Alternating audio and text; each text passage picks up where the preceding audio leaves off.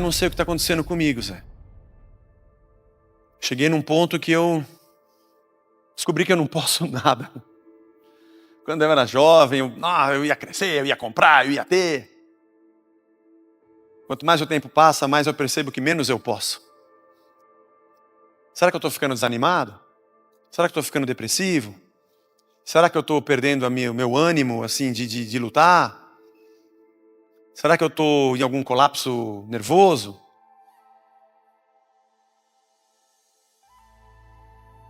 Como nos desespera perceber que a vida vai andando e tem situações que a gente não consegue dominar.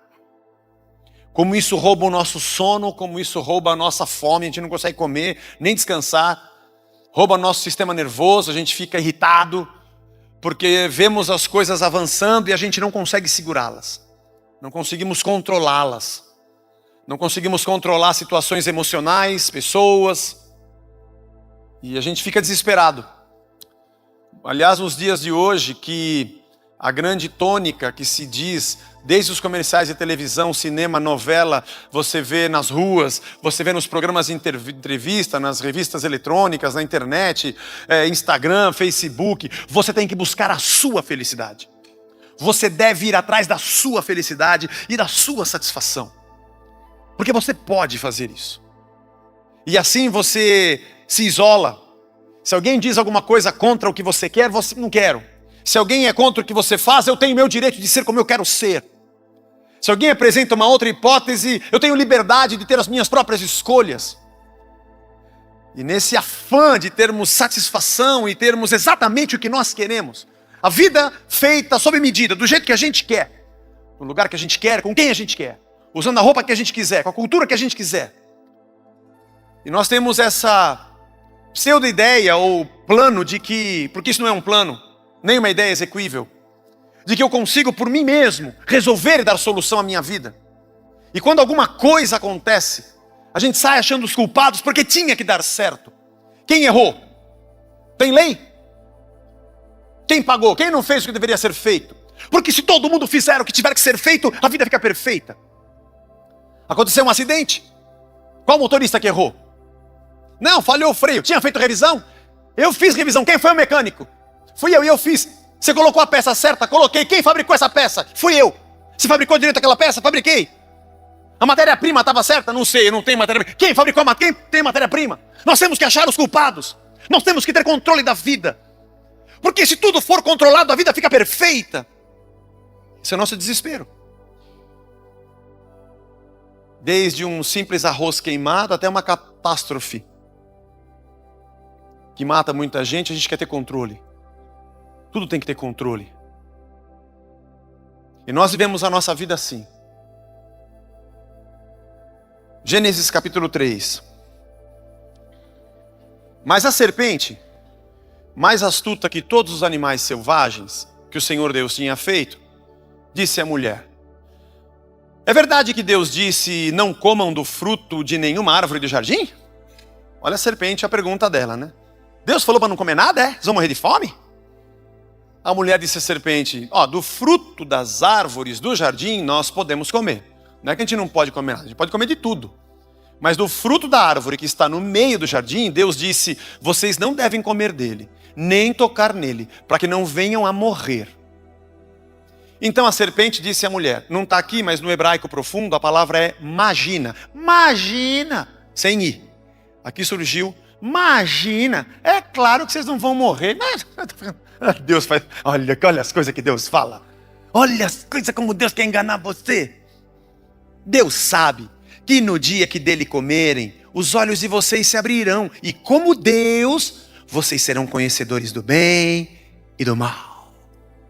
Olha como Deus, Ele está enganando você. Imagina que você vai morrer.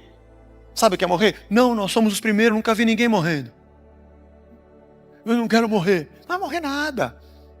Não tem esse negócio de morrer. Vai morrer. Relaxa. É que Deus quer ficar só Ele reinando. Entendeu? Ele que quer dizer para você, olha, isso aqui é certo, aquilo lá é errado. É Deus, Ele quer ter o comando das coisas.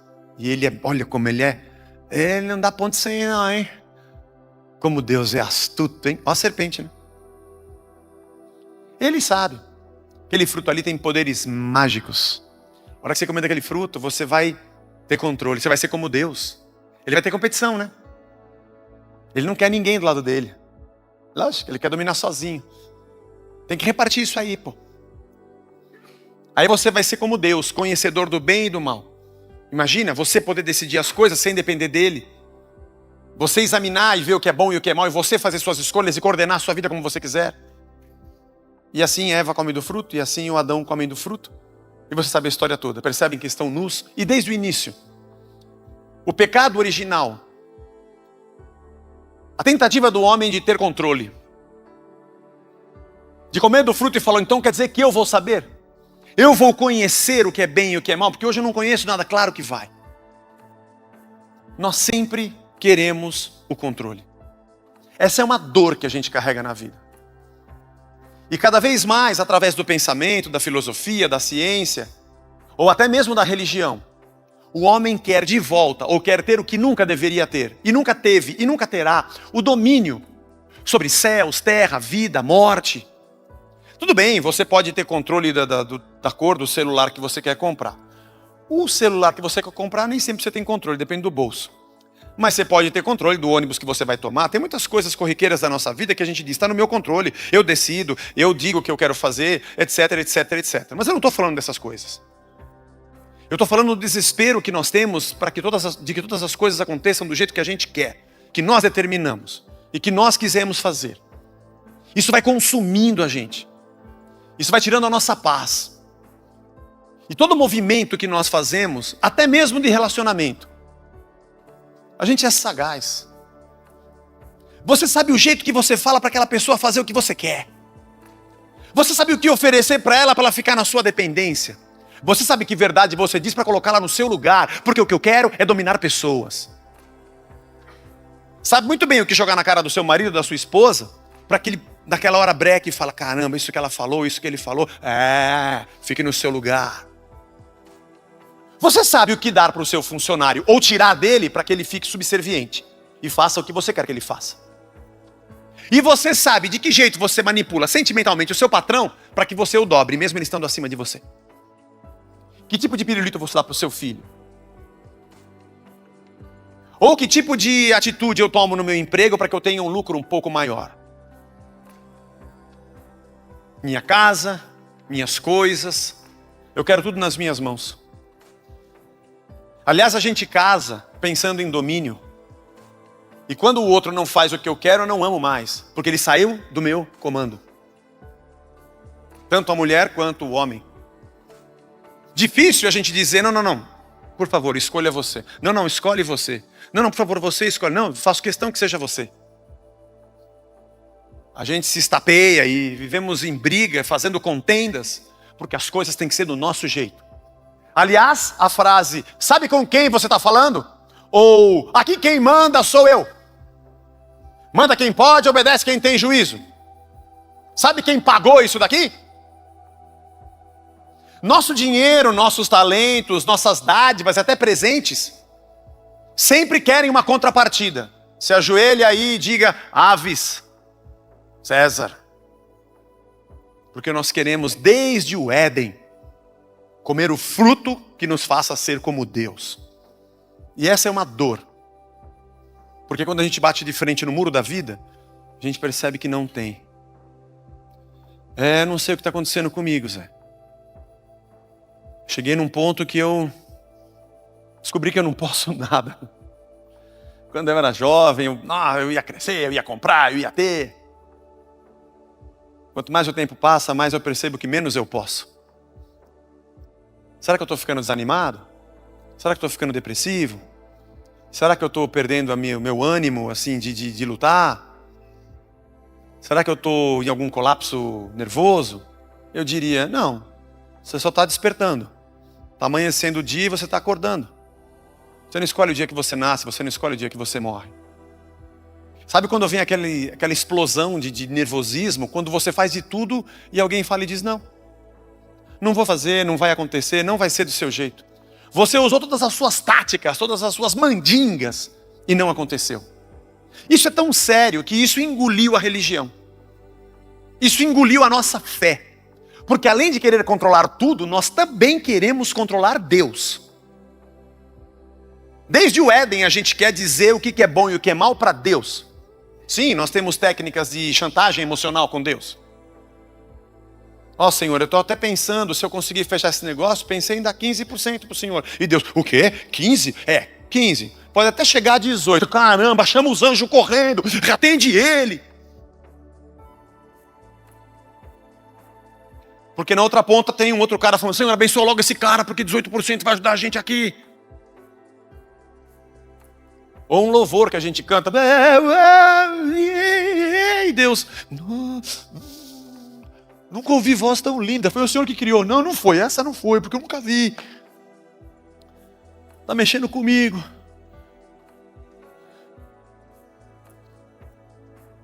Coisas do tipo, louva, irmão, que se você louvar, você tem vitória. A gente só consegue louvar se vai ter alguma coisa em troca. Tipo gratidão mesmo, não. É sempre negócio, é mercado. Eu quero manipular Deus para que eu tenha o que eu quero. Porque nós somos insatisfeitos. E se não der certo, eu vou em outra igreja, porque tem várias fazendo propaganda. E o legal é que eles fazem o dia da vitória em dias diferentes, eu posso ir em todos. Um é de quinta, outro é de terça, outro é de quarta. Acho que eles já combinam também, que é para todo mundo poder rodar. E aonde der certo, eu fico, porque eu não quero saber de Deus. Eu não estou querendo saber o que Ele quer para mim. Eu quero que Ele saiba muito bem o que eu quero dEle. Porque não é para isso que existe Deus. Para a gente conseguir o que a gente quer. Egoístas. Nós queremos controle.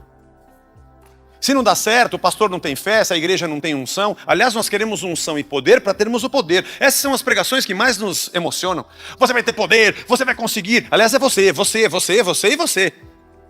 E você no eu. Essas coisas de vamos orar e pedir a vontade de Deus. Que vontade de Deus, meu? Você é fraco, você não tem fé. Você tem que determinar a sua vontade. E Deus, se tiver juízo, tem que se curvar a você. Porque senão essa igreja fica sem o seu principal dizimista. Já acabamos com esse problema aqui.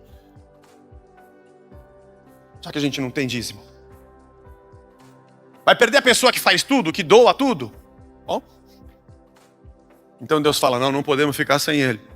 O que seria de mim, Deus, sem esse todo-poderoso irmão? Faz o que Ele quer. Anjos, Jesus, Espírito Santo, vamos ajudar Ele. Que ideia mais besta. Somos tomados por essa infantilidade. Quero ler com você Mateus capítulo 26. Então lhe disse, esse aqui é o texto em que Jesus estava no Getsemane. Pediu para que os discípulos orassem com ele. Ele lhes disse, minha alma está profundamente triste até a morte. Fiquem aqui e vigiem comigo. E adiantando-se um pouco, prostrou-se sobre o seu rosto, orando e dizendo, meu Pai, se é possível que passe de mim esse cálice. Contudo, não seja como eu quero, e sim como tu queres. Esse aqui é um outro jardim. Aquele jardim chamava-se Éden. E quem estava lá era um cara chamado Adão. Esse aqui é um outro jardim chamado Getsemane. E tem um outro cara chamado Jesus. No primeiro jardim chamado Éden, aquele cara chamado Adão, que somos todos nós, chegamos para Deus e dissemos, eu quero saber e eu quero controlar, eu quero decidir e eu não quero saber da sua vontade. Mesmo que eu morra, não vou morrer porque eu creio na serpente. Em nome da serpente, eu não vou morrer. E do outro lado tinha um Jesus dizendo, não me importa se eu morrer, eu vou fazer a sua vontade. Não me importa que eu vou para a cruz. Eu vou te obedecer e eu vou beber esse cálice. De um lado tem um homem que não é nada, querendo ser submisso a Deus. No outro tem um sendo Deus, sendo submisso como um homem. Será que isso não explica nada para nós? Eu estou falando isso para você, estou falando para mim, irmão, porque eu sou um cara desesperado por controle. Confesso a você que eu fico com o cabelo de pé. Mesmo raspado. Mês de janeiro, esse começo de fevereiro. Toda hora, como é que tá, Gerson? Como é que nós estamos? Conseguimos pagar, não conseguimos pagar? Caramba, e o que a gente faz? Fala com a igreja, não fala, pede para quê? Deixa acontecer. Não há homem que possa fazer acontecer o que só o Espírito Santo faz. Não há homem que possa reproduzir aquilo que só o Espírito produz. Aquietai-vos e sabei que eu sou Deus. É assim que diz o Senhor. Só que nós não aguentamos. Nossa vida, nosso dinheiro, nossa agenda, nossa segurança, nossa saúde, relacionamentos, trabalho, produção, ganho, gastos, lucros, vida da mulher, vida do marido. Queremos gerência, comando, ciúme. Queremos dominar tudo, tudo é nosso. E vamos a Deus com esse tipo de demanda. E queremos controlá-lo. Porque senão, eu olho para o mundo, está todo mundo correndo para ser feliz, eu também quero correr para ser feliz. E ser feliz é conseguir obrigar Deus a me dar o que eu sei que eu preciso. Mas Jesus disse em João capítulo 4, os discípulos falaram, você não vai comer, Jesus? Estamos aqui no barco, você não trouxe nada. Ele disse, uma coisa eu tenho para comer que vocês não conhecem. É mesmo? Onde está o lanche, a lancheira? Ele falou, não, minha comida e minha bebida é fazer a vontade do meu Pai que está nos céus e realizar a sua obra. Jesus ensina a gente, porque não dá, meu. A gente fica desesperado, porque as coisas estão fugindo das nossas mãos. Não é interessante o Senhor Todo-Poderoso encarnar como um de nós, para ser julgado, condenado, perseguido. Aquele que estava sobre todos, diz Filipenses capítulo 2, se fez homem e achado em figura humana, foi a pior das mortes, que é a morte de cruz. Como uma ovelha muda no matadouro, não abriu a sua boca. Será que isso consegue mudar a nossa cabeça? E olharmos para Cristo e dizer, Senhor, eu estou muito longe dessa figura. Eu não consigo ficar quieto, eu quero controle, eu quero comando, eu quero domínio. Eu quero domínio das pessoas, eu quero domínio da igreja, eu quero dominar esse pastor, eu quero que mude essas músicas. Eu quero que seja do jeito que eu quero. Que o professor fale assim, que o jovem fale assim, departamento infantil, que a professora seja assim. Eu quero que a igreja seja como eu quero que ela seja. Aliás, olha que interessante, está escrito em Tiago capítulo 4, versículo 13 a 17. A Bíblia, irmão, a Bíblia acaba com a gente. A Bíblia estraga a nossa igreja. A Bíblia estraga a nossa religião. Por que a gente vai ler Bíblia? O negócio é sair pregando sem ler a Bíblia. A gente vai ler a Bíblia, ela acaba com o que a gente prega. Ela estraga tudo. Escutem agora vocês que dizem, hoje ou amanhã iremos para a cidade tal, e lá passaremos um ano, e faremos negócios, e teremos lucros. Vocês não sabem o que acontecerá amanhã.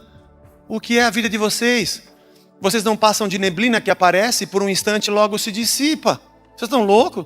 Em vez disso, vocês deveriam dizer, se Deus quiser, não só viveremos, como também faremos isso ou aquilo.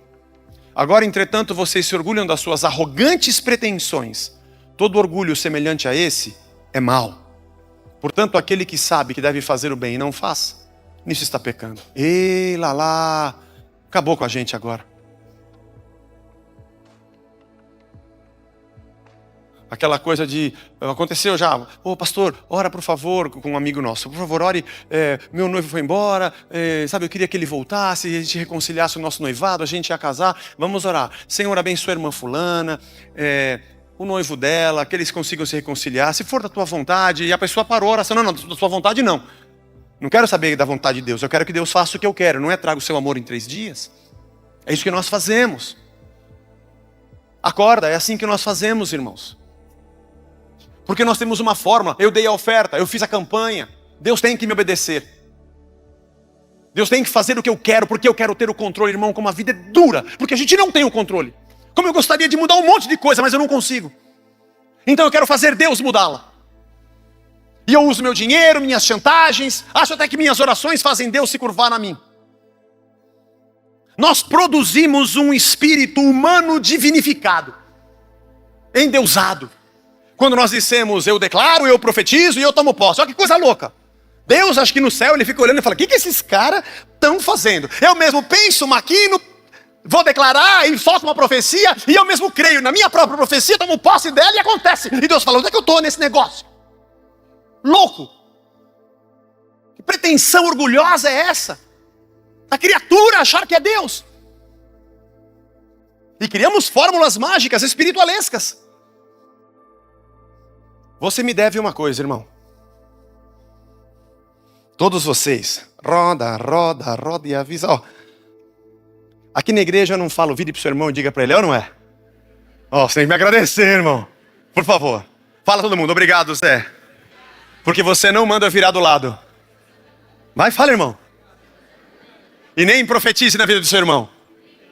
Tá vendo, irmão? Que bênção que é essa igreja. Eu não faço você fazer isso. Você está lá sentado, vire pro seu irmão agora. Ai, que tem que virar pro meu irmão. Fala pra ele isso. E você vai aquela cara de... Não vou falar do quê, vai. Mas agora tá filmando das 11. Então, aquela cara de bunda. Aí você fica... Aí você não quer profetizar, não quero profetizar nada, mano. Declara, eu nem conheço esse cara, não. Que coisa louca, eu nunca andei com ele, nunca conversei com ele, não estou preocupado com a dor que ele tem, nem sei quem é a esposa, não sei o que ele passa, eu não estou preocupado em me envolver com a dor dele, se eu tenho que ir na casa dele, visitá-lo, comprar um pãozinho, dar uma cesta básica, levar-o no médico, comprar um remédio, eu não estou nem aí com ele, eu quero falar uma coisa boa e esse negócio acontecer, ele ficar feliz e ainda dizer que eu sou ungido. Isso é um circo. Isso é um circo infantil. E os palhaços são imaturos. Mas a Bíblia não fala sobre profecia? Fala. E você não crê? Creio. Profecia é quando Deus diz ao seu profeta: eu vou te dizer o que você vai dizer para esse povo. Vão me matar lá, vai que eu vou te guardar. Não existe um lugar na Bíblia que diga que eu digo para Deus o que eu quero falar, que eu invento para o meu irmão o que eu acho que tem que ser, e que alguém lá de cima diz: fala todo mundo aí agora, todo mundo sai falando que nem doido, e o outro crê na palavra e toma posse e aquilo acontece. Não. Isso não tem em nenhum lugar da Bíblia. Somos loucos. Estamos brincando com a vida dos outros. Tudo porque queremos o controle. Porque quem ensina isso também tem um controle sobre as pessoas. Também sopra sobre eles o seu poder. E Deus diz: vocês não deveriam fazer isso. Essa pretensão orgulhosa é má. Vocês deveriam dizer: se Deus quiser, faremos isso ou aquilo. Deus sabe. Senhor, é difícil o cálice, mas se eu tiver que beber, seja feita a sua vontade. Esse Jesus que percorreu o caminho da nossa dor fez isso. Saiu da posição de quem ordena para ser limitado a essa carcaça, para mostrar a todos nós que o caminho do homem é o caminho da submissão humilde e da obediência. Mas é difícil, irmãos. Porque todo dia a gente está cansado e queremos que as coisas aconteçam do nosso jeito. Aí você vai me perguntar: então quer dizer que eu não devo orar e pedir a Deus o que eu preciso? Eu vou responder: claro que sim. De baixo para cima se chama petição. E de cima para baixo se chama ordem.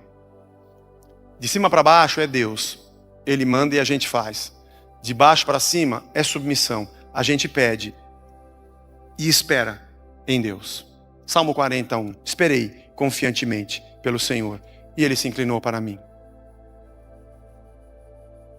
Espera minha alma em Deus, porque ainda o louvarei. Fé não é poder de curvar a Deus à minha vontade. Fé é curvar a minha vida à vontade de Deus. E crer que Ele tem cuidado de nós. E se você me disser: Zé, então eu peço e eu não consigo curvar Deus, não. Se eu tivesse essa fórmula, eu repartiria. Não repartiria, eu venderia, porque deve ser uma coisa cara. Mas aí um culto da vitória como oferta especial, eu liberaria uns pedaços para você. Mas eu não tenho essa fórmula. Também tem muitas coisas na minha vida que eu gostaria muito que acontecesse. Eu ouço algumas histórias e falo: meu Deus, o que a gente pode fazer para mudar isso? O que eu posso fazer? Essa é a vida que a gente vive nessa terra, que Cristo pisou e viveu nela. Isso não significa que Deus não seja poderoso, porque em centenas de vezes na nossa vida, a gente vê a interferência de Deus, a gente vê o cuidado dEle, o seu amor. Vemos prova do seu poder. O que nós não temos é o botão que a gente aperta a hora que a gente quer, é isso que a gente não tem. É muito legítimo dizer: Senhor, eu estou precisando. Aliás, Ele disse: não andem ansiosos por coisa alguma. As vossas petições sejam colocadas diante do Pai. É isso que a gente faz. Sabendo que de baixo para cima é petição. E como a gente não tem controle de Deus, nem da situação, a gente espera no Senhor. Confiando em quê, Zé? Confiando na cruz. Confiando no Deus que entregou a sua própria vida por nós. Confiando no Senhor que se fez um de nós, submisso à vontade de Deus, abrindo mão do seu próprio direito, para nos mostrar que esse é o caminho que o homem deve seguir em submissão a Deus. Ele mesmo bebeu do cálice. Ele mesmo disse, no mundo tereis aflições, mas tenham bom ânimo, eu venci o mundo. Foi ele que disse, eu estarei com vocês todos os dias até a consumação dos séculos. Eu não sei se te dizer se você vai ser livre desse problema, se você vai ter que atravessar esse problema. Eu só sei de uma coisa, Deus estará sempre com você. Se você for livre desse problema ou tiver que enfrentá-lo, Ele é Deus presente na sua vida. Eu não sei dizer se você vai ser livre dessa situação ou não, eu não tenho esse controle. Nós oramos e dependemos de Deus. Pode ser que você saia dessa enfermidade e diga, puxa, que coisa maravilhosa, e conte para muitas pessoas tudo o que você aprendeu no meio da tua lição de luta contra essa enfermidade. Ou pode ser que você morra nela. Se você tiver vitória contra ela, nós vamos nos alegrar, porque vamos ter você mais um pouco conosco, porque um dia todos nós iremos. Mas se você não tiver vitória contra essa enfermidade, você teve vitória sobre a morte, porque você estará perto de Deus eternamente, esperando a gente chegar lá. Porque em tudo nós somos mais do que vencedores. Não porque aconteceu o que a gente queria, mas porque estamos nessa vida, sem controle. Não na loucura desse mundo, que acha que tudo pode, mas nas mãos de Deus, que a gente sabe que Ele pode tudo. Não sabemos por quê, quando, onde, de que forma, de que maneira, para quê, por quê. Vivemos no sopro dEle, olhando para a cruz de quem se entregou por nós, e olhando para a sua volta, para nos redimir eternamente com Ele. E aqui, vivendo a graça da comunidade, o amor de gente que leva as cargas umas das outras, a missão de sermos sal e luz na vida de quem está no escuro e está se acabando. De saber que Deus enxuga as nossas lágrimas e na minha aflição tem um irmão do meu lado. E na aflição dele eu estarei lá. E isso demonstra que o reino chegou entre nós. E que nós vamos ser felizes quando alguém nasce, a gente apresenta uma criança. Nós vamos ser presentes quando ele casar. Nós vamos estar junto quando ele estiver no hospital. Vamos estar junto quando ele sair ou estaremos ao lado do caixão quando ele partir. Mas unidos em Cristo, para a eternidade com Ele. Porque não estamos correndo que nem louco para achar felicidade nesse mundo. Nós já encontramos Cristo. Nós encontramos a nossa felicidade. Isso não significa que não choramos com quem chora, que não nos movemos na missão, mas com a consciência de que nós não temos o poder de governar Deus. Eu imagino que você deve estar passando por coisas que você diz, como é que eu mudo isso, Zé? Eu não sei, irmão. Mas Deus tem poder para mudar, Deus tem poder para fazer qualquer coisa. A gente deve orar, vamos orar. Daqui a pouco nós vamos orar pelos nossos pedidos aqui na hora da ceia. Nossos irmãos que estão enfermos, um que está internado, alguém que passou por uma situação difícil. Nós vamos orar uns pelos outros, vamos socorrer uns aos outros. Porque eu não sei o quanto Deus é uma resposta para a sua oração e em que proporção eu mesmo sou uma resposta para a sua oração. Porque às vezes eu peço para que Deus prospere meu irmão, mas eu mesmo não tiro do bolso para repartir com ele o que eu tenho. Eu quero que Deus faça por ele o que eu não quero me sacrificar para fazer. Digo que tenho muita fé no poder do Deus que faz, mas não tenho fé em transformar a minha vida num cristão verdadeiro que reparte. Essa é uma dor que a gente carrega. A dor de não poder controlar as coisas. Eu não sei se essa é uma dor de verdade. Acho que essa é uma grande dádiva. Porque desde que a gente colheu do fruto e achou que sabia o que podia fazer, o mundo tem estado como está.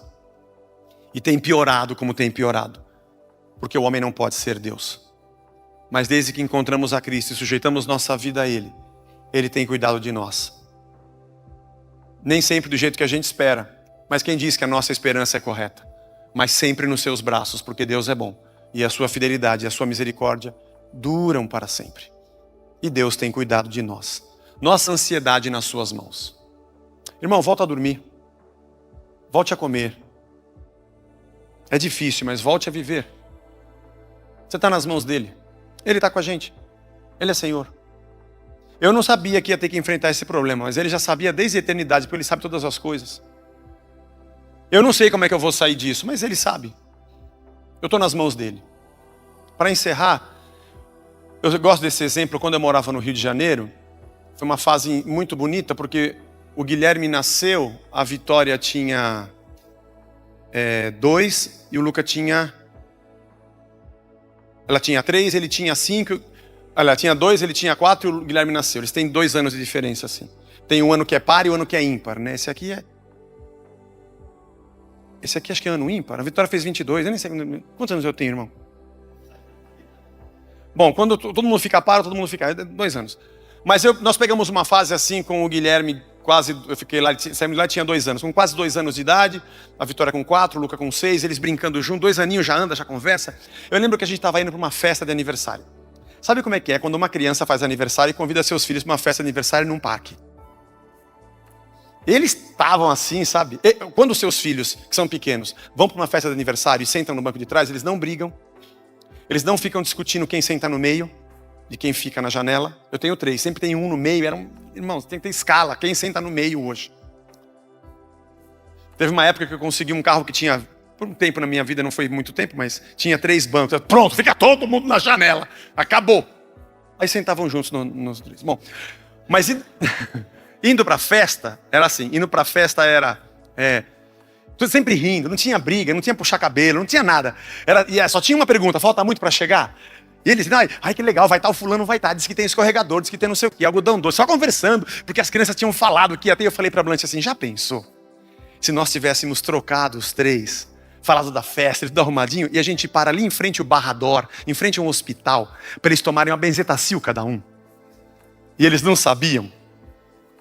Oh, crueldade, hein, irmão? Uma em cada banda. Já pensou? Tchan, enganei vocês. Era dia de injeção. Uma vez a gente estava aqui na Nazaré e o Luca era pequenininho e falou assim, ô pai, por que você está andando e para? E depois você anda? E depois você para? Falei, porque tem um semáforo. Hã? Olha lá. Foi quando ele aprendeu. Quando fica vermelho eu tenho que parar. Aí fica verde para o outro e o outro passa. Aí quando fica verde eu ando e ele para. Ele não sabia por quê. Acho que eles nunca iam duvidar que eu estava indo tomar uma benzetacil. Eles nem sabiam o que era benzetacil. Porque o pai e a mãe disseram, nós vamos para uma festa. Eles não sabiam o caminho. Não sabiam quanto faltava para chegar. Não sabiam nem que hora começava a festa, que eles não tinham relógio. Eles só sabem que eles não querem que acabe. Eles não sabiam quanto custou a gasolina para ir, nem o presentinho que a gente comprou para o menino que fazia aniversário. Eles não sabiam se a gente tinha pago as contas aquele mês, nem sabiam o quanto era o nosso aluguel. Eles não tinham a mínima ideia da prestação do carro, IPTU, IPVA, não sabia de nada. Nem da hipertensão, nem dos remédios, nada, não sabia de nada. Só sabiam que eu estou no carro do meu pai e da minha mãe, e eles disseram que a gente vai, então a gente vai. Se furasse um pneu, eu ia descer e trocar. É uma coisa interessante isso. Nós não conseguimos ter na nossa cabeça que a gente está nas mãos do Pai. A gente tem que correr e dizer para Ele o que a gente acha que sabe. Por onde Ele deve ir, o que Ele deve fazer e que hora deve fazer. É louco isso, irmãos. Para mim é louco, porque eu sou um desesperado, ansioso e quero tudo do meu jeito e no meu tempo. Então eu vivo quebrando as pernas com essas coisas. E para eu subir aqui e falar esses negócios, irmão, é porque eu estou me convertendo mesmo. O seu pastor está aceitando Jesus e olha, ele está andando com Deus. Porque eu sou muito desesperado. Deus nos abençoe. Estamos diante da mesa da ceia. Falar, Senhor, o Senhor é esse cálice, o Senhor é esse pão. O Senhor abriu mão de tudo e disse, seja feita a tua vontade, minha comida e minha bebida é fazer a vontade do Pai que está no céu. Vai ser doloroso, mas eu vou beber esse cálice. Esse pão é meu corpo, esse cálice é o meu sangue que é dado por vós. Ele esvaziou-se, diz Filipenses 2. Ele abriu mão para mostrar para nós que nós vivemos na dependência de Deus. Esse momento da mesa vai ser muito especial para nós. Nós vamos orar aqui uns pelos outros. Por situações legítimas nossas. Eu quero que você saiba que a gente sente a dor do seu problema. E a gente deve sentir uns dos outros. Mesmo que não tenhamos o poder de dobrar Deus, mas nós temos graça, compaixão. E um elemento muito importante. Dentro de nós, levarmos a tua dor e intercedermos por ela. E eu sei que Deus é poderoso para ouvir, para livrar, para curar, da maneira que nem eu nem você sabemos. Mas independente de qualquer coisa, a sua cruz já fez isso aqui. E nós temos uns aos outros. Temos um Senhor que se compadece de nós. Ele só não é nosso servo, mas Ele se compadece de nós.